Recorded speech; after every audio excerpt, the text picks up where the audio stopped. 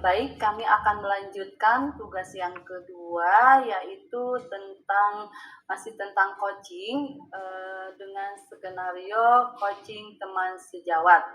Baik, saat ini posisi saya akan menjadi seorang coach dan Bu Yugina sebagai seorang coaching. Ya, saya akan membacakan problem pada coaching saat ini. Bu Yugina, problemnya yaitu Bu Yugina mempunyai seorang siswa laki-laki yang bisa dikatakan hiperaktif dan memiliki energi yang berlebih. Ia sebetulnya bukan anak yang nakal, hanya saja sering kehilangan fokus pada saat pembelajaran. Dan sekarang ia sering mengajak ngobrol dengan teman-temannya saat pembelajaran sedang berlangsung. Saat pembelajaran sedang berlangsung, suka berlari-larian sehingga mengganggu teman-teman yang lain, merasa terganggu dengan ulah murid tersebut. Kemudian meminta saya untuk membantu mencari solusi atas permasalahannya. Boleh Bu Yugina dimulai ya sebagai pembuka. Assalamualaikum Bu Santi, sedang apa Ibu? Waalaikumsalam Bu Yugina. Ini saya sedang membuat perangkat pembelajaran, Bu.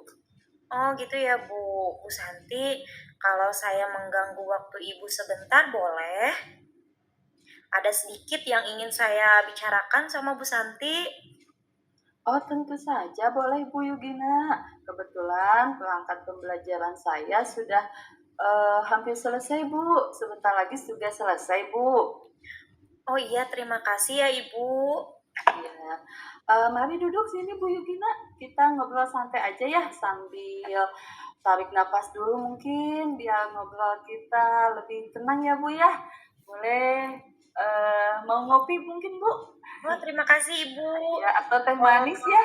Iya terima kasih Ibu dan maaf ya saya udah mengganggu waktu Bu Santi. Oh tidak mengganggu Bu.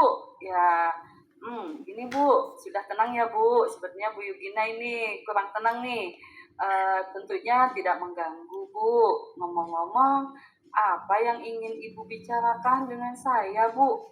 Kelihatannya sangat serius sekali Bu. Oh iya Ibu, akhir-akhir ini saya sedang dilanda keresahan dan saya ingin mendapatkan sebuah solusi atas keresahan yang saya alami ini Ibu. Oh gitu Bu, baik Bu Yugina. Semoga dengan pertemuan kali ini Ibu bisa mendapatkan solusi atas keresahan Ibu dan semoga saya nanti bisa membantunya ya Bu. Seperti ini ya Bu, saya akan nanya dulu boleh ya Bu. Bu Yugina ceritakan apa yang membuat Bu Yugina resah saat ini. Oh begini Ibu, saya itu kan mengajar kelas 1 ya. Nah, salah satu murid saya itu laki-laki, sepertinya hiperaktif gitu Ibu. Dia itu bukan termasuk anak yang nakal, tapi jika di kelas itu dia sering banget kehilangan fokus, apalagi saat belajar. Kemudian dia itu sering mengajak ngobrol teman-temannya. Jadi kan teman-temannya menjadi terganggu begitu. Nah, dia itu sering banget ngajak ngobrol dengan teman-temannya di waktu yang tidak tepat. Yaitu saat saya lagi menjelaskan malah dia asik ngobrol dan lari-larian gitu. Jadi dia tidak bisa fokus dalam belajar. Seperti anak yang kelebihan energi gitu, Ibu.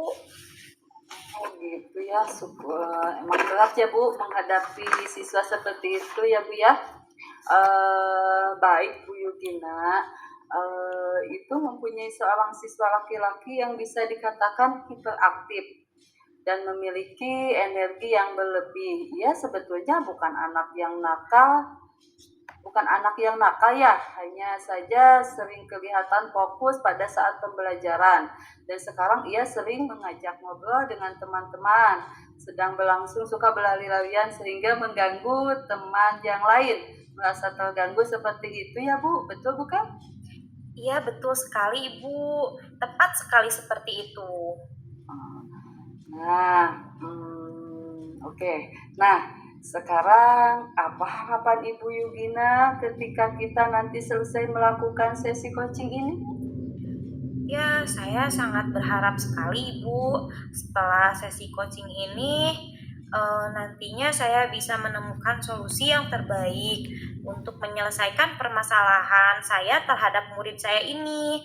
Saya ingin fokus dalam mencari solusinya gitu, Bu. Terus harapan yang sangat luar biasa Ibu ya. Ibu ini ingin membantu murid tersebut menemukan solusinya. Menurut Ibu nih, murid dengan fokus yang baik dan kesadaran diri yang baik serta manajemen diri yang baik itu idealnya yang seperti apa Ibu ya? Jadi menurut saya ya Bu ya, eh, apa yang mempunyai kesadaran diri yang baik itu dia paham posisi dia saat ini seperti apa gitu. Dia seharusnya sadar dengan posisi saat itu. Kemudian satu lagi indikatornya misalkan bisa fokus melaksanakan sesuatu yang ada di depannya. Jadi seperti mindfulness dalam pembelajaran begitu Ibu. Nah, betul sekali. Saya sangat setuju dengan pandangan Ibu nih. Nah, selama ini apa yang telah Ibu lakukan untuk mengatasi murid tersebut? Jadi selama ini saya telah melakukan berbagai cara. Ketika ia melakukan hal yang tidak seharusnya, saya selalu ingatkan. Kemudian saya juga menjelaskan hal yang tidak boleh dilakukan saat pembelajaran dan saya pun sebelum pembelajaran berlangsung selalu melaksanakan asesmen diagnostik dulu gitu, serta setelah itu merancang metode pembelajaran yang menarik sehingga bisa membuat anak tersebut aktif dalam pembelajaran. Akan tetapi di lain hari anak tersebut akan mengulangi hal yang sama dengan mengganggu teman-temannya, bahkan sampai memukul dan merebut pensil teman-temannya. Begitu ya, Bu. Gimana ya, Bu? Oke, baik Ibu. Sebetulnya langkah-langkah yang telah Ibu lakukan dari menasehati, menegur, sampai memberikan kepercayaan itu sebetulnya sudah betul. Akan tetapi mungkin dampaknya belum signifikan, berarti ini ada hal yang perlu Ibu perbaiki dan Ibu lakukan. Jadi apa saya harus mengintegrasikan pembelajaran sosial emosional pada setiap pembelajaran gitu ya Bu? Menurut Ibu bisa ya itu, dan menurut saya juga pasti bisa Ibu, tapi menurut Ibu seberapa pentingnya pembelajaran sosial emosional, dalam pembelajaran di kelas, terutama kelas 1 ya Bu? Ya, menurut saya sangat penting sekali ya Bu ya. Jadi mungkin dengan adanya pembelajaran sosial emosional ini bisa membuat anak mempunyai kesadaran diri yang nantinya saya harapkan ia akan paham dengan posisinya dan bisa menempatkan dirinya di waktu yang tepat untuk melanjutkan pembelajaran gitu. Oke, saya setuju dengan Ibu Yukina. Mungkin dengan adanya pembelajaran sosial emosional, anak bisa mengenali emosinya dan bisa menumbuhkan kesadaran diri, juga menumbuhkan manajemen diri yang baik. Selain pembelajaran ini, mungkin ada alternatif lain yang bisa Ibu lakukan untuk membantu mencari solusi murid tersebut? Saya kan belum pernah ya Bu ya memanggil dia sebelumnya. mungkin nanti saya akan mencoba ya memanggil dia dengan cara menerapkan mungkin dengan cara menerapkan segitiga restitusi begitu mungkin Ibu. Jadi nantinya Ibu akan melaksanakan segitiga restitusi. Menurut Ibu apa sih fungsi dari kita melakukan segitiga restitusi itu, Bu? Saya pikir ya dengan cara melaksanakan segitiga restitusi bisa menstabilkan identitasnya sehingga harapannya itu ia bisa menyadari kesalahannya, kemudian mempunyai rasa tanggung jawab serta memperbaiki kesalahannya tanpa dirinya merasa bersalah, merasa terpuruk gitu Ibu ya.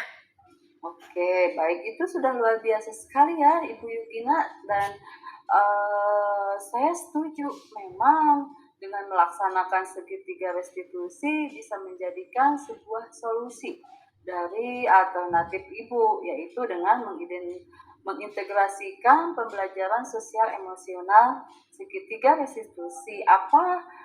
Mohon maaf, jadi apa tuh segitiga restitusi? Apakah ada langkah-langkah lain untuk membantu murid tersebut?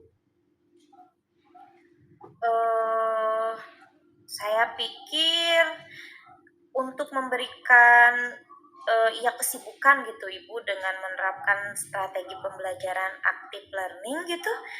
Jadi saya wujudkan di pembelajaran diferensiasi proses, di mana saya menyusun pembelajarannya dengan suatu yang bisa mengalihkan perhatiannya dan menyalurkan energi ke arah yang lebih baik lagi gitu Bu.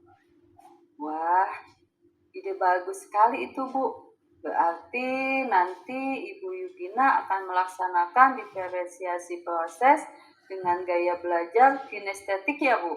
Sehingga anak tersebut bisa terfasilitasi begitu, Bu. Iya betul sekali Ibu, seperti itu. Oke, Bu. Kira-kira siapa saja yang akan Ibu libatkan dalam menyusun rencana aksi ini, Bu? Saya pikir yang akan saya libatkan itu adalah anak tersebut mungkin ya, kemudian teman-teman sekelasnya juga, lalu rekan sejawat saya nantinya saya ingin berkolaborasi dengan guru lain untuk melakukan praktik baik gitu Bu dalam mengatasi anak tersebut. Begitu Ibu. Kemudian mungkin yang akan saya libatkan wali kelas juga ya, yang nantinya seberapapun perkembangannya nantinya saya akan berkolaborasi juga dengan wali kelas gitu Ibu. Iya, bagus sekali. Berarti nanti Ibu akan melibatkan murid, melibatkan rekan kerja serta wali kelas ya, Bu. Nah, iya Ibu, seperti itu. Oke, Bu. Nah, sebagai tindak lanjutnya atau aksi nyatanya atau bisa jadi tanggung jawabnya ya, Bu. Nah, kira-kira kapan Ibu akan melaksanakan aksi tersebut, Bu? Mungkin saya akan melaksanakannya di minggu depan mungkin ya, di pertemuan berikutnya kayaknya seperti itu Ibu. Wah, mantap sekali ya Bu. Saya dukung rencana Ibu. Semoga rencana ini bisa berjalan dengan lancar, tetap semangat, tetap optimis, jangan ragu untuk maju ke depannya. Amin Ibu, mohon doanya ya, semoga aksi saya berjalan dengan lancar.